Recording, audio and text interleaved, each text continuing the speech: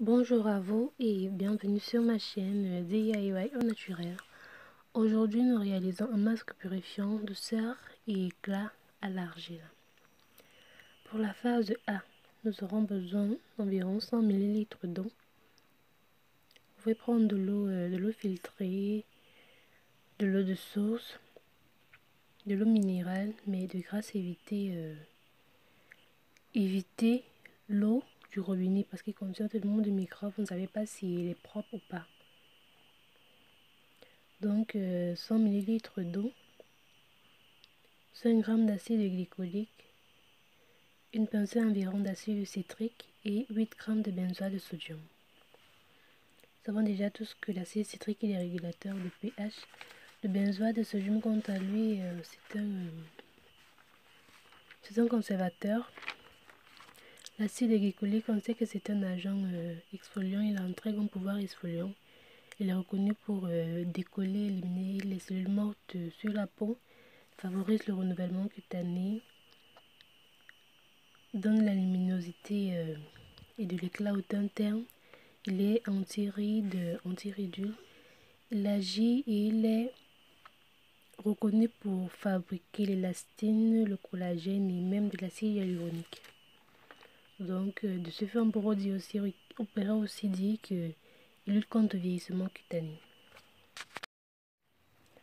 Pour la phase B, nous avons 8 g de beurre de karité, 15 g d'alcool cétylique, 20 g d'acide stérique, du sodium biswaxate ou encore de l'acide abeille saponifié, c'est ce qui nous servira ici d'émulsifiant.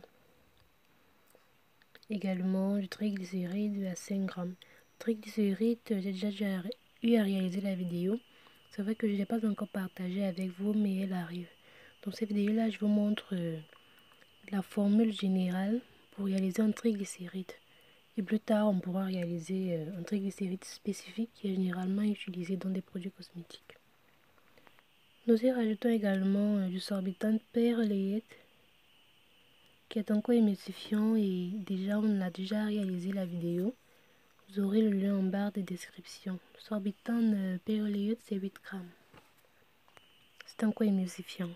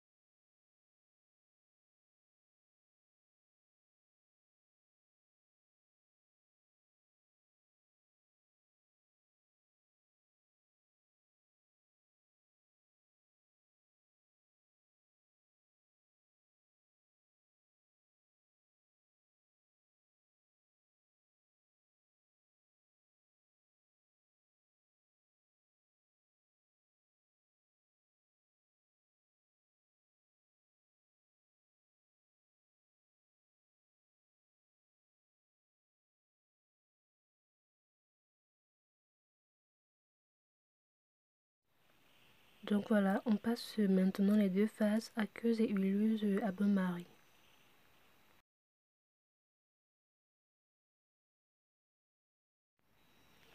Vous allez remarquer durant la fonte de la phase aqueuse qu'elle sera légèrement mousseuse.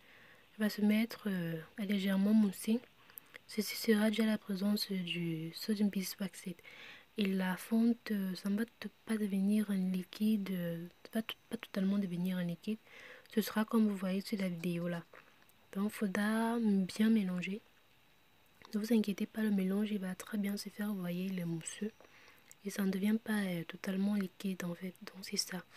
avec la particularité, c'est la particularité de ce jambes parti.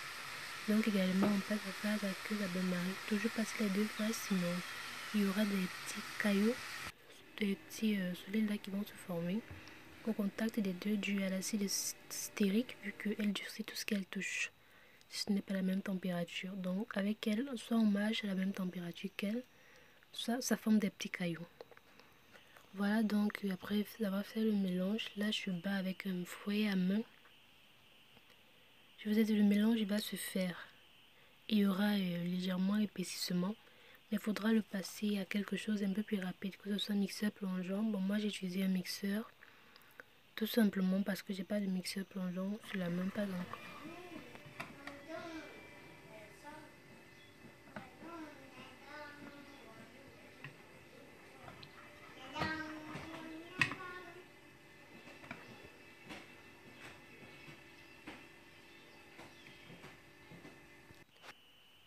Voilà, j'ai déjà passé au mixeur. Voilà la texture que nous avons.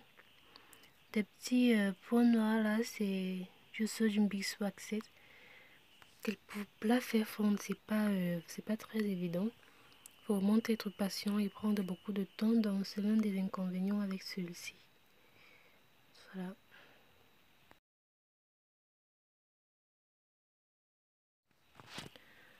Voilà donc la texture finale obtenue. Nous allons passer aux ajouts. Donc on ajoute d'abord la glycérine, 4 g de glycérine.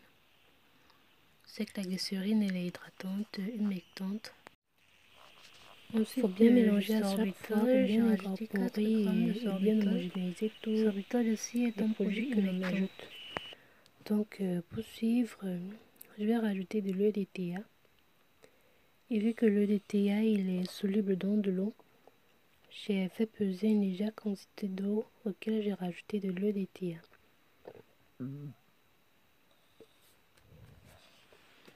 L'EDTA, on n'en rajoute pas beaucoup. 1 gramme, c'est largement suffisant. Alors, on s'est dit que l'EDTA stabilise les crimes en se fixant aux atomes métalliques pour former des complexes. Donc, ainsi stabilise les crèmes, même les gels de douche et il évite la formation des bactéries, la fermentation des bactéries. Dans un certain cas, on peut dire qu'il aide aussi à conserver la préparation. Ceci fait, je rajoute directement de l'oxyde de zinc. L'oxyde de zinc, j'ai pris 1 gramme aussi. Le fait est que l'oxyde de zinc, il est, comment le dire, il est insoluble, que ce soit dans de l'eau alors dans la glycérine. On rajoute toujours l'oxyde de zinc à la fin de la préparation. Donc, il est soluble dans une crème ou dans un gel, mais jamais dans de l'eau alors de la glycérine. Et pour faciliter sa fonte, c'est bien de le rajouter au moment où on vient de rajouter le mélange au plus haut DTA. Là, quand vous rajoutez l'oxyde de zinc et vous mélangez, il s'incorpore beaucoup plus facilement. Puis, on rajoute de la poudre d'aloe vera. J'ai rajouté 3 g de poudre d'aloe vera. Bon, poudre de feuilles d'aloe vera. C'est déjà que l'aloe vera, on l'appelle la plante aux 1000 vertus, la plante miracle. Elle est hydratante, nourrissante pour la peau et pour les cheveux. Elle est hydratante, apaisante, adoucissante, nettoyante. Puis je vais rajouter, on rajoute l'élément phare de ce masque nous sommes en train de réaliser un masque à l'argile, un masque purifiant. On rajoute alors de l'argile, j'ai pris de l'argile blanche, encore appelée le kaolin.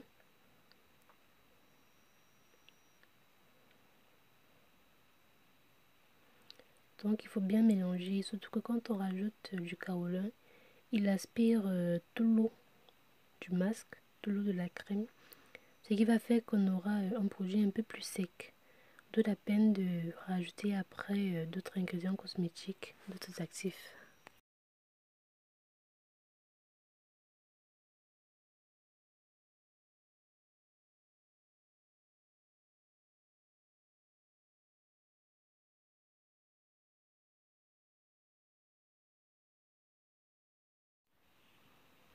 Voilà ce dont je suis en train de parler, la pâte elle est toute sèche.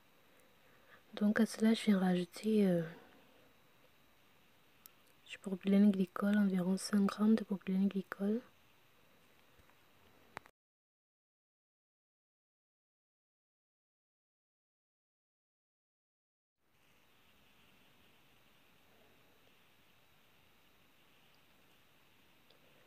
Après cela, je viens rajouter de l'extrait d'ananas.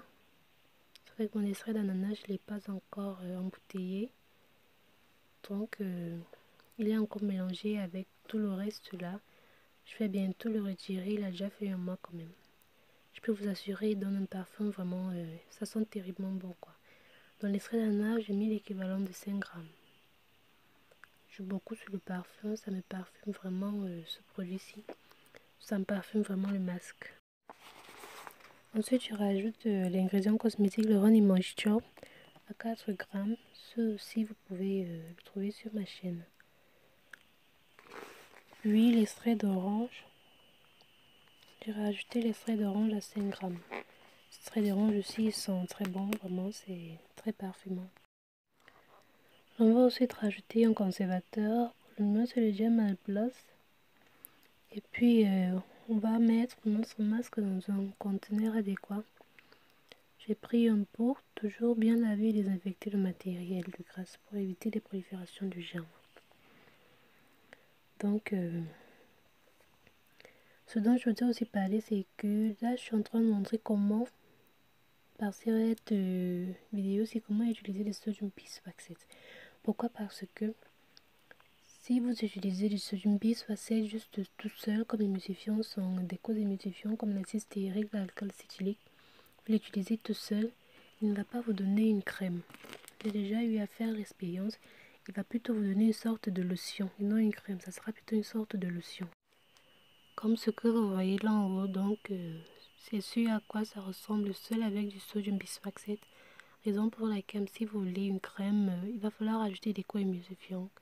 Donc, c'est un peu ça avec l'acide d'abeille saponifié. Donc, c'est quelque chose que je voulais notifier. Donc, une fois terminé, on renverse tout dans un bocal adéquat. Et notre masque est prêt.